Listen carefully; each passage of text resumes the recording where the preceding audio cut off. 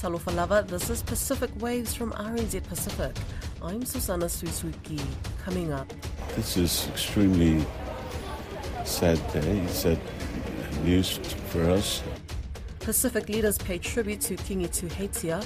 Also, temptations to take bribery is quite strong. An academic says corruption is rife within the Fiji police force, and we're gems. Coming from South Pacific, we have this natural culture and humility and morale. The Pacific Music Awards celebrates its 20th anniversary. As Pacific leaders in Tonga got up on Friday morning for the home stretch of their annual summit, news from Aotearoa, New Zealand cast a shadow over the day. The Māori King, Kingi Tuheitia Pōtato Te Wherowhero VII, has died, days after the 18th anniversary celebration of his coronation. He was 69 years old and had been in hospital recovering from heart surgery. Lydia Lewis is in Tonga for the forum. Ai, kua inga te tōtara. Utapuki e te no i te tumurangi kere kere. Aere rā e te riki. Aere rā. It's a very sad day for us in the Cook Islands. King Tuheitia and the Kingitanga has a very close connection to our country, to our people. That's Cook Islands Prime Minister Mark Brown, who says the memories of Kingi Tuheitia will stick with him. The Secretary-General of the Pacific Islands Forum says the news will be felt right across the Pacific. This is extremely sad day, sad news for us. I think the whole of the Pacific will mourn his passing. We're all here in Tonga, finishing off the leaders' meeting, and this is a devastating news for us.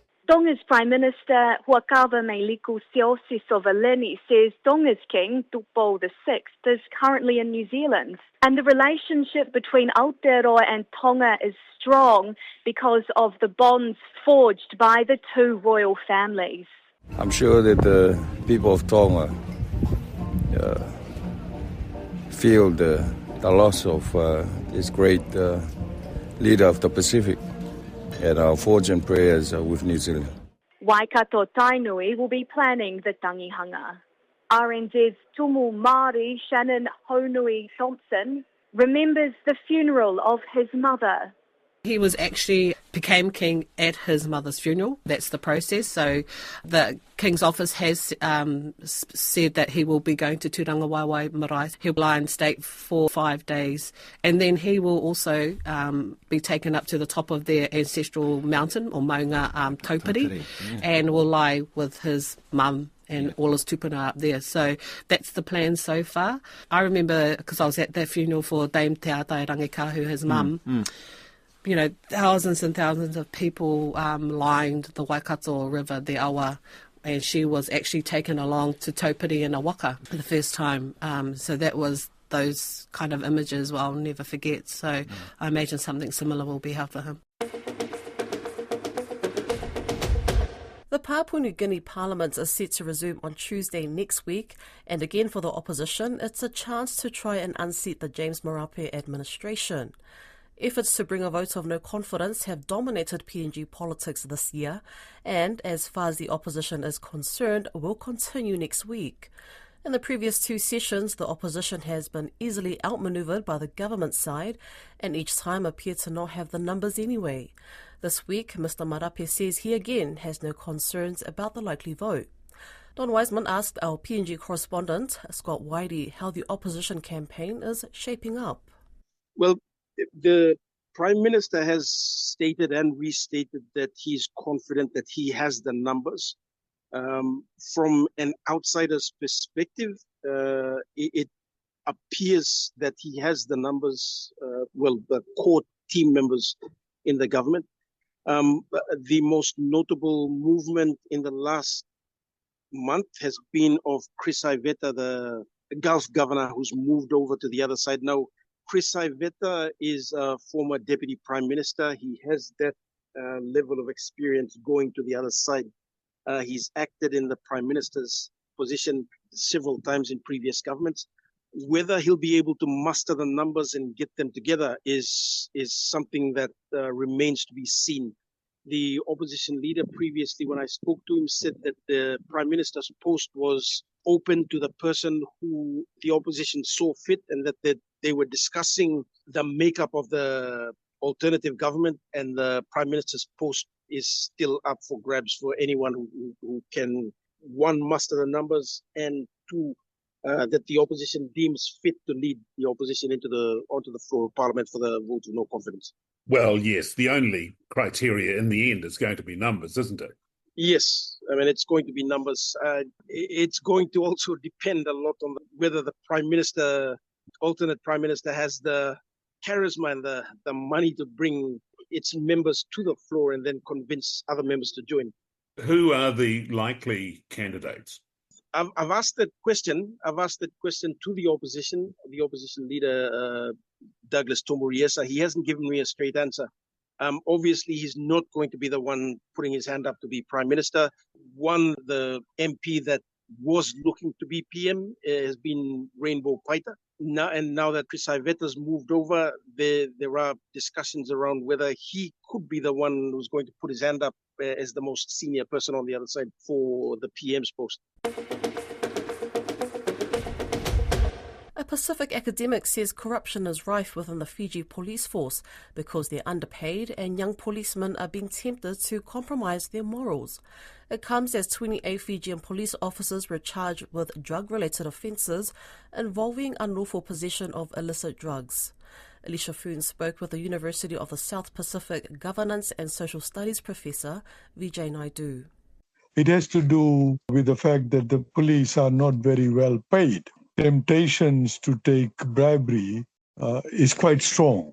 How does Fiji police deal with this issue, considering there are so many charges being laid and a lot of new revelations coming to light? I guess the acting police commissioner says these are just the actions of he's quoted, a few individuals, but 28 police officers is quite a large number. What is apparent is that this problem of drug, abuse, drug consumption, some of the younger policemen are curious about these drugs, and I think they try and make use of it themselves. And then some of them have contacts amongst the people who deal in drugs, and through that relationship, we have a number of instances of recently of policemen being charged for stealing drugs that have been confiscated from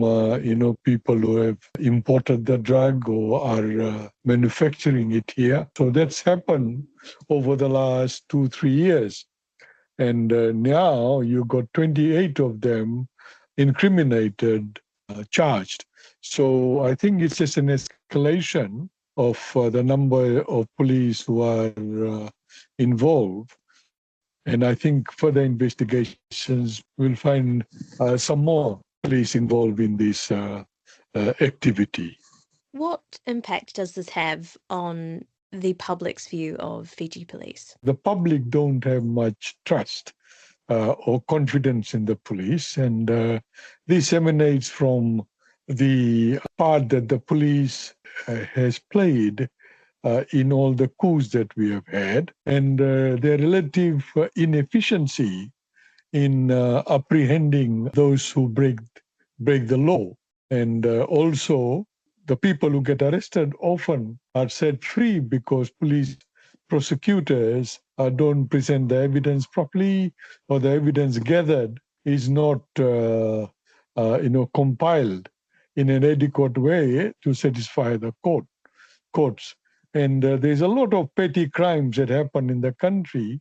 People couldn't be bothered to go to the police because they reckon it's a waste of time.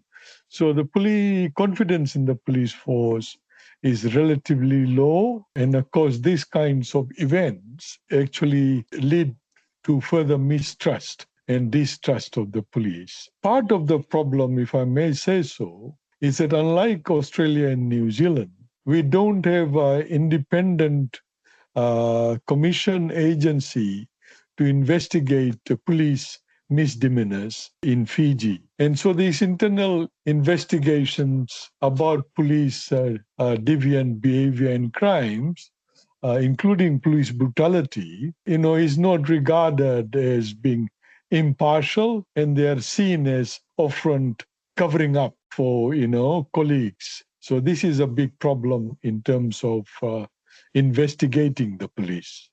Is this something that the current government can address? I guess, do you believe overall that it's being handled well, or is it being downplayed right now? Well, I see the government is very concerned, from the Prime Minister to the Minister for Home Affairs, very concerned about this drug issue. And now, the churches and the civil society organizations have all got into this business of expressing their concerns. But for me, as an academic, there is a whole lot of talk about how widespread it is, but we really don't have hard data on the numbers involved, the nature of the drugs being consumed, quantities being consumed, places where this is being consumed, the age, gender, ethnicity of those who are involved in the consumption and in drug dealing. So there's a lot of work to be done beyond, this whole business of people, basically wrenching their, hands and saying, oh, what a problem, we got to do something about it. Fiji Police and the Office of the Director of Public Prosecutions have not responded to ongoing requests for comment. Island reggae, hip-hop and heavy metal artists were the big winners at the 2024 Pacific Music Awards held last night in Manukau. The events also marked a significant 20th anniversary milestone for the awards. Pacific musicians, community leaders, fans and family and friends all turned out for the blue carpet event, honouring and acknowledging the creativity and talent of the nominated finalists. We went along for the night. It's a highly anticipated milestone, a tribute acknowledging 2 decades of Pacific music. Tonight is about celebrating our incredible Pacific music community, and it is extra special that we are celebrating 20 years of the Pacific Music Awards. Woo! The event brought out some of the best local and international Pacifica music artists.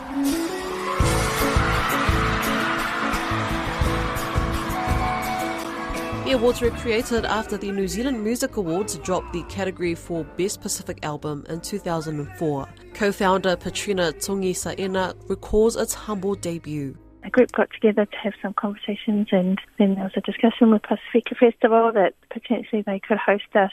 So it was like an interim before we found a home and a venue. So it was really amazing. So we were outside. So in those days, the festival did an opening night concert in advance of the festival on the weekend, so we were at the end of that evening. Since then, the PMAs have become one of the country's premier music events. There are 20 categories, including the International Pacific Artist Award, won last night by Tongan musician Josh Tatofi. The Hawaiian-raised singer, who recently sold out venues both here and across the Pacific, says despite becoming one of the most popular artists, it's crucial to stay grounded. Because, our Pacific people, we're gems. Coming from the South Pacific, we have this natural culture and humility and morale that we are naturally born with, and I feel like that's some things that people search for. Taking home the Ministry for Pacific People's Lifetime Achievement Award was Tere Moana Rapley, considered to be the First Lady of New Zealand hip-hop. With many industry accolades to her name, Rapley says there needs to be a shift in the music industry. I would love to see more of our musicians being able to speak up about what they want to see. I spent 6 years within local government and learning the ropes around how we can have an influence on policies and regulations. The big winner of the night was Pacifica heavy metal band Shepherd's Rain, who took away the Best Pacific Language Award and Best Pacific Music Album. Band member and guitarist Gideon Voon says the event is an opportunity to showcase Pacific musicians who are breaking the mold. For example, many of these people, maybe they haven't grown up with a lot of metal, they haven't heard much metal, but then, this could even be the first time they've been exposed to metal. That's Pacific Waves for today. For all episodes, head over to rnz.co.nz/Pacific. We're also on Spotify, Apple and iHeartRadio. From myself and the RNZ Pacific team, tō whā sui fua.